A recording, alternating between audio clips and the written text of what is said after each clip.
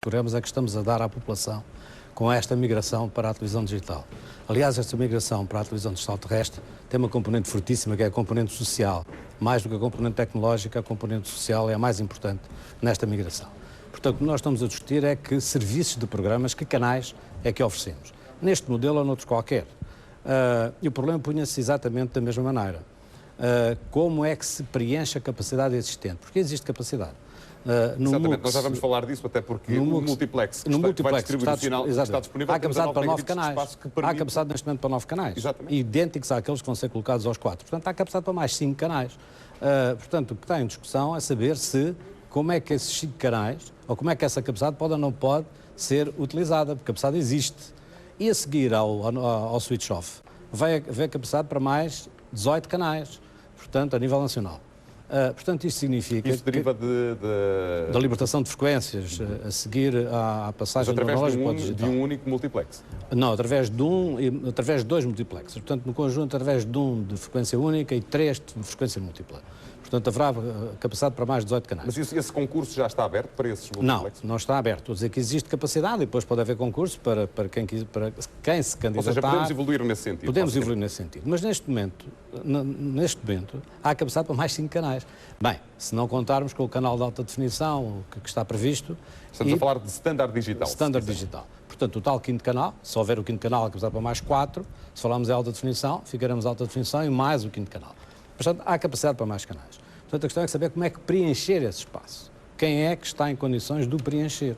Onde é que está a oferta de programas para preencher o espaço existente? Essa é que é a questão. O modelo não é muito significativo neste momento. Se cada operador tivesse um multiplexer, como é que o operador iria preencher o espaço que lhe era atribuído dentro desse multiplexer? Porque se o fizer dentro do multiplexer, pode fazê-lo também no modelo existente. Porque aqui é uma questão de capacidade, não interessa que tipo de modelo. Pode perguntar-se porque é que, por exemplo, esse concurso a existir no futuro não foi já lançado. Porque houve um concurso para uma plataforma paga, que são os tais multiplexes de BEF, que foi, que a PT desistiu. Portanto, basicamente, a questão que eu coloco é porque é que, na altura, por exemplo, não foi lançado um novo concurso? Essa questão e já não estaríamos aqui a discutir isso hoje. Exatamente. Essa questão eu deixava a Anacom, mas penso que os concursos são lançados quando aparece alguém interessado. Eu já vou colocar-lhe ao Dr. Eduardo Cardadeiro. Antes disso, deixe-me ouvir também o Sérgio Denicoli, sobre quem recai o ónus de, eu pelo menos já ouvi dizer, que este modelo que temos em Portugal privilegia as plataformas pagas de distribuição de sinal, concretamente, no caso português, o MEL e a Zone. Porquê? É porque a cobertura ela não é de 100%, como disse o doutor Cardadeiro, ela é de 87%, ela é menor que a cobertura analógica. Segundo a PT, os relatórios da PT que foram enviados à Anacom, mostra, estou aqui com o relatório inclusive, mostra que 98% do sinal é distribuído analógico hoje, ou seja, e no caso da televisão digital terrestre, ela vai chegar a 87%. E eu discordo também da Anacom quando ela diz que ela não é responsável por esse modelo. Claro que ela é responsável, ela gerenciou, ela geriu todo o concurso. Inclusive, esse concurso que deu à PT o direito de utilizar os multiplexes, ele foi submetido a uma consulta pública e a Anacom depois alterou, a partir do que foi obtido nessa consulta, ela alterou algumas regras. Inclusive, eu posso dizer uma regra que foi alterada após o concurso, que é a regra das zonas de sombra, que são justamente o percentual da população que não recebe o sinal da televisão digital terrestre. Quando o título foi dado à PT para ela explorar a televisão digital, o título habilitante dizia o seguinte: a Portugal Telecom ficou obrigada, nomeadamente, a subsidiar, incluindo mão de obra, equipamentos, receptores terminais, antena e cablagem, os clientes das zonas não cobertas por radiodifusão digital terrestre, para que estes não tenham qualquer acréscimo de custos face aos utilizadores daquela. Ou seja, isso foi o que foi acordado. Ou seja, o ónus dessa instalação devia recair sobre a PT. Sobre a PT. Mas na sua totalidade era o que dizia esse título? É o que diz aqui. É o que eu li exatamente, o artigo 9º desse título. Isso foi alterado? Isso foi alterado no dia 7 de abril pela Anacom, que acabou por onerar Deixe-me só ouvir o Dr. Eduardo Cardadeiro sobre isto, no sentido de perceber se isto foi alterado de facto. Deixe-me só dizer, é absolutamente falso, mas é preciso termos tempo para esclarecer, claro, porque eu penso que estamos aqui para esclarecer. Vamos ter tempo e estão a ser ditas um conjunto de falsidades que têm que ser esclarecidas. Primeira falsidade, que a cobertura da televisão digital terrestre é inferior à cobertura analógica. Está-se a brincar com os números, porque o que se passa é que na cobertura analógica não há uma cobertura analógica, há várias coberturas analógicas. A cobertura da SIC não é a mesma da TVI, não é a mesma da RTP1, não é a mesma da RTP2. E o que é facto é que, efetivamente, há pelo menos 10% da população em Portugal, hoje em dia, por muito que surpreenda a maior parte dos telespectadores, que não vê algum dos 4 canais ou que os vê em muito más condições. E o que é também factual é que 100% da população portuguesa passa a ter acesso à televisão de forma gratuita e em condições de boa recepção. Mas tem que pagar o investimento para receber esse sinal televisivo, quando na prática o que diz o Sérgio era que isso não ia acontecer. Já lá vou a essa parte, vamos por partes, porque a questão que estava a referir da cobertura da televisão digital terrestre não chegar a 100% da população, não chega em Portugal e não chega em sítio nenhum do mundo. Tem-se dado muitos exemplos de outros países europeus, não há nenhum país em que haja cobertura de televisão digital terrestre para 100% da população. O que existem é meios complementares de cobertura. A Alemanha tem 90% de cobertura, como Portugal tem, e não tem nenhum meio complementar. Não há sequer a recepção complementar por satélite. Deixem-me acrescentar um dado que é relevante. Esta tarde, contactada pela RTP, a PT assegurou que tem, neste momento, instalada uma taxa de cobertura para a TDT em Portugal de 90%. Portanto, acima dos 87%, esse é o valor, mas abaixo dos 100%. Esse é o valor, mas repare, cobertura televisão digital terrestre. Todas as zonas não cobertas são cobertas por satélite de forma gratuita. Isto não acontecia no sinal analógico. Segunda informação... Quando diz gratuita, não está a incorrer, ou melhor, não está a somar os custos da instalação. Não, estou a falar de televisão gratuita, que não há necessidade de subscrever televisão paga. Mas a necessidade de investimentos, valores acima de 100 euros. Seguramente que é necessário ter custo. Ninguém nunca disse que estes processos de migração se fazem sem que se incorra num custo de adaptação. Sim, mas imputar. Sim, vamos falar sobre isso também de forma muito objetiva. A própria legislação dizia que não poderia haver uma diferença entre as pessoas que não têm cobertura terrestre e as pessoas que têm cobertura por satélite. Isso é a lei que vocês mesmos vou explicar isso muito facilmente e esclarecer isso de forma inequívoca para todas as pessoas perceberem.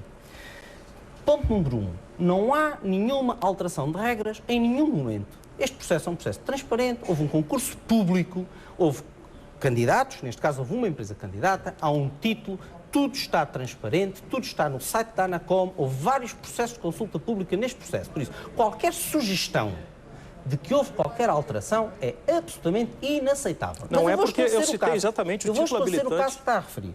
Os documentos são da Anacom, não são meus. Eu vou-lhe explicar, é preciso sabê-los ler, porque é preciso saber ler as coisas. E o que está dito é que a Portugal Telecom tem que suportar os custos incrementais, como disse bem, os custos adicionais. Por isso, quem está numa zona com cobertura por satélite não pode suportar um custo superior às pessoas que estão numa zona com cobertura TDT. São os tais 61 euros. Já lá vamos, que são cerca de 10% da população que está na zona de cobertura por satélite não pode ter um custo superior. E como é que isso foi acautelado? De maneira simples. O custo de um equipamento de recepção por satélite é superior ao custo de um equipamento de descodificação TDT. E a diferença é que custa cerca de 100 euros um equipamento de descodificação, de recepção de sinal por satélite, e custa cerca, os valores médios à data da liberação era cerca de 55 euros os equipamentos de descodificação TDT. Neste momento o valor está mais baixo e está em curso uma decisão da Anacom para ajustar o valor também de satélite. E o que é que foi feito? A Portugal Telecom não pode cobrar às pessoas um valor superior ao valor médio cobrado nos receptores de TDT. Ou seja, há um valor de subsidiação implícita suportado pela Portugal Telecom que precisamente pretende garantir que os custos incrementais são suportados pela Portugal Telecom. Essa garantia foi-me dada também esta tarde telefonicamente pela PT. A questão que eu colocava era esta. Estarão os consumidores de televisão em Portugal informados de que devem dirigir-se, por exemplo, a instaladores credenciados para obterem esse financiamento? Ou seja, relativamente à informação, eu insisto, quer dizer, a informação em Portugal começou de forma massiva em fevereiro de 2011. Ao longo de todo o ano, houve dezenas e dezenas de ações muito variadas. Houve campanhas na televisão, houve sessões públicas de esclarecimento pelo país todo, houve guias, o guia de distribuição de TD foi entregue em todos os lares portugueses e é claramente explicado o que é que as pessoas devem fazer. Já percebi que do seu ponto de vista a mensagem passou, mas deixe-me